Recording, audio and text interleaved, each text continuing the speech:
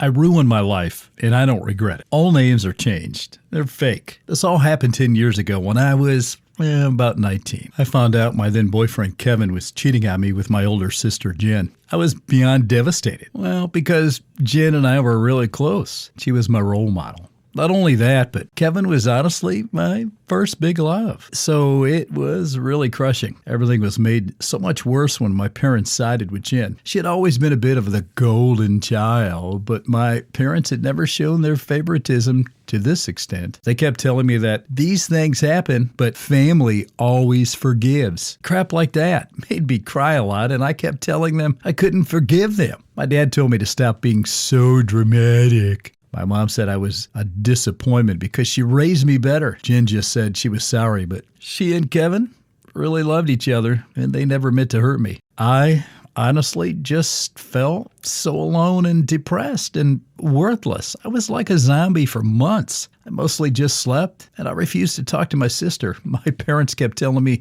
to move on because even if it hurt, Jen was still my sister, and she was more important than some guy. Eventually, it was too much, and I decided to kill myself. I was so convinced that Kevin was the love of my life, and I just couldn't get over how he betrayed me and how my family made me feel so alone and crazy.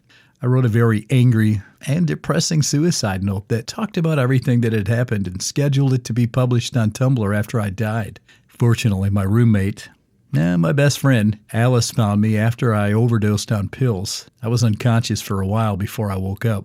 Then I was put into a hold because I was still very obviously suicidal, and I was considered a danger to myself.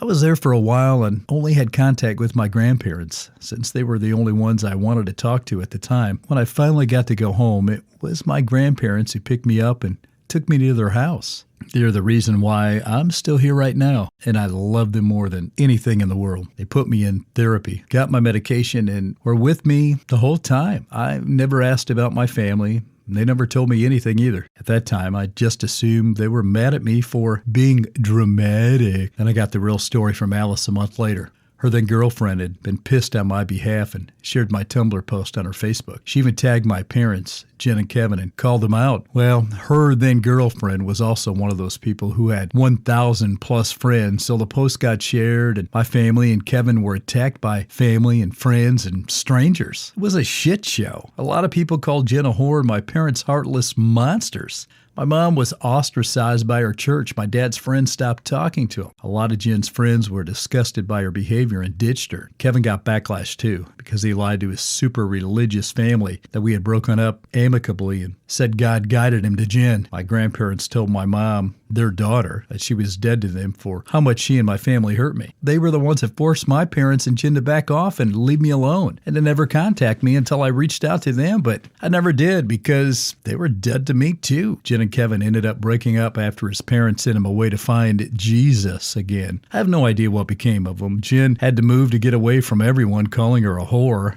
I haven't spoken or even seen her in 10 years. Last I heard, she's got 3 kids from 2 different men and she's not with either of them. My parents became social outcasts and are now just homebodies. We rarely talk, and it's all superficial. They miss my birthdays, my graduation, my engagement, and even my wedding. They won't be part of my child's life either. I know it hurts them. I tell people around me that I don't care about them or their feelings, which is true to an extent, but in reality, I'm glad. I'm glad they're hurting and suffering. All right. Hey, guys, it's Brian. So this next story is stepdad has twin girls, and he has a very emotional time while at the mall. So here's the story. Let's get started. The twin girls I'm raising call me daddy today. I got married to a woman who at the time had twin girls, and they were young. 5 at the time. It's been 5 years. And today, as I took them to the mall to get some new stuff they'd been asking for, we ran past a few of their friends, and they introduced me as Dad. I'm the happiest man alive. I can't be convinced otherwise. It was all I could do to hold back the tears. I was so overwhelmed. I immediately faked having to go number 1 and went to the bathroom and wept uncontrollably in a stall as quietly as I could. I hope any men who are step-parents that deserve this beautiful sentiment to experience it, as it's been the best day of my life. Needless to say, I may have spent a few hundred more than I'd bargained for today because no way was I going to say no to anything. Hell, they could have gotten me to buy a car if they'd asked. That's how great I felt. Anyways, thanks to anyone who reads this, and I hope you have a great evening or morning, whatever it is. I'm settling into bed with my book and a cup of tea. Night all. Hey guys, it's Brian. So this next story up is, am I an a-hole for telling my son who I gave up for adoption to stop calling me mom? Let's get into the story. So am I the a-hole telling my biological son to stop calling me mom? So long story short, I'm 40 years old now, a female. And when I was a teenager, I had a baby and gave him up for adoption. I did this through an agency, and one of the stipulations of the contract required the adoptive parents to provide my contact information to him after he was an adult, so that in case he ever wanted to contact me, he could. Sure enough, 18 years later, I get a letter in the mail that he wants to meet. So I said yes, and his mom flew him to meet me in my state.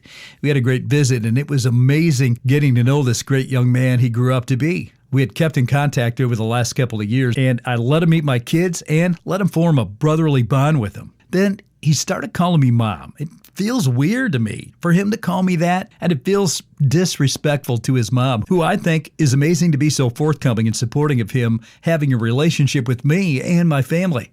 I really didn't want to hurt him, but I explained my feelings to him about a week ago, and I haven't heard from him since. While it is common for us to go for long periods of time without talking, I have a feeling that this particular bout of silence is due to him being upset, and I'm feeling guilty about it. Am I the asshole here? Okay, guys, it's Brian. So this next story up, have you ever had a friend that's a girl and maybe you wanted those feelings to go a little farther than friendship? Okay, so let's jump right into the story. So I'm going to end a friendship because I have strong sexual urges for her. Met a girl on Tinder. We went on 4 long dates and were really kind of into each other. While she thought I was cute, my feelings seemed to be going more romantic. She confessed she didn't have those feelings, but said, since we share so many interests, we could be friends. I said I can give it a shot, and surprisingly, I got over her romantically. Then, about a year later, she got a boyfriend, and I got jealous of the sex. Keep in mind, she'd been on many dates with other guys and made out with him, and I didn't care at all, but hearing her have sex with someone when we both talked about how attractive we were and how sex might be in the picture in the future got me angry. I'm not entitled to sex with her, and frankly, I don't want it. It's clear she's not interested in being my boyfriend or husband. I tried ignoring how I feel, but I can't. I get jealous and irritated about what I want versus what I have in this friendship, so I'll explain while I'm breaking it off. Update. She wasn't as understanding as I hoped. I felt vulnerable laying out my feelings. She was mad but doesn't want to stop being friends. I wish it wasn't Sunday because I need a drink.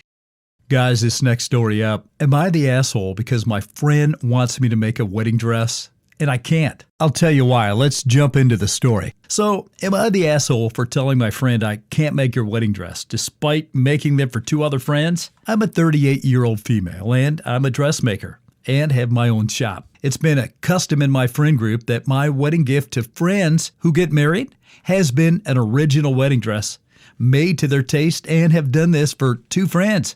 I love my job. I love my friends, so it has always been an easy choice for me. However, I'm currently 26 weeks pregnant with my first child and trying to lessen my workload as I prepare for my maternity leave and pass larger projects over to my employees. My friend informed me last night that she's getting married. I was, of course, so happy for her and congratulated her. She asked if I'd be making her dress for her, and I told her, of course, to just let me know when they had the date. And I was told they already have a date, January 19th. That was fine. A year and 5 months. Perfect. Plenty of time to do the design and make it. And I expressed as much to her, but she corrected me. It wasn't January 19th, 2026, like I assumed, but January 19th, 2025. I was a bit shocked at this and told her that if that's the date she'd picked, I'd have to take back my promise that there's no way I can make her dress in that time frame, as I'll not be too long postpartum. And I asked her to reconcile the date if she wanted me to make a dress, pointing out how 5 months wasn't much time to plan a wedding anyway, but she insisted that was when she wanted it. I didn't push, as it was up to her, but I made it clear I will not be able to make her dress for her then. She didn't understand this at all, pointing out how I'll be taking time off work soon anyway and just can use that time to make her dress.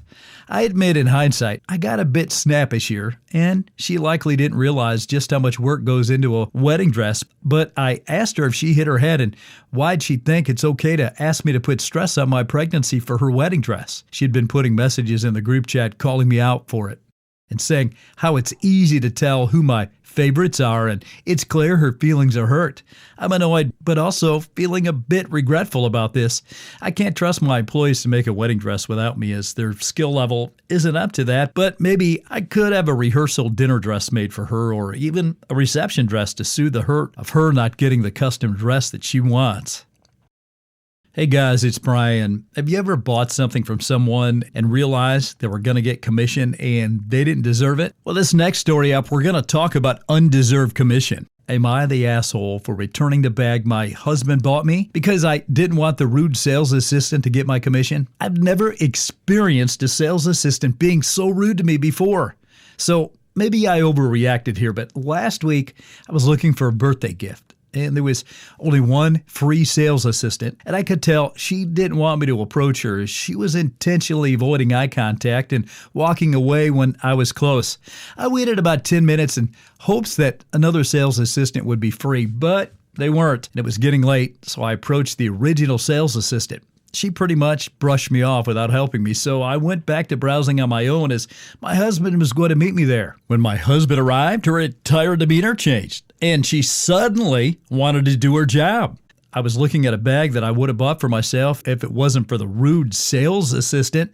My husband asked me if I wanted to get it, but I said no, as the rude sales assistant would have been the one to benefit from the commission, as by this point, she had come over and was offering to help us. A few days later, my husband surprised me with the exact same bag. I asked him if he got it from the same place and if it was the same sales assistant who had helped him.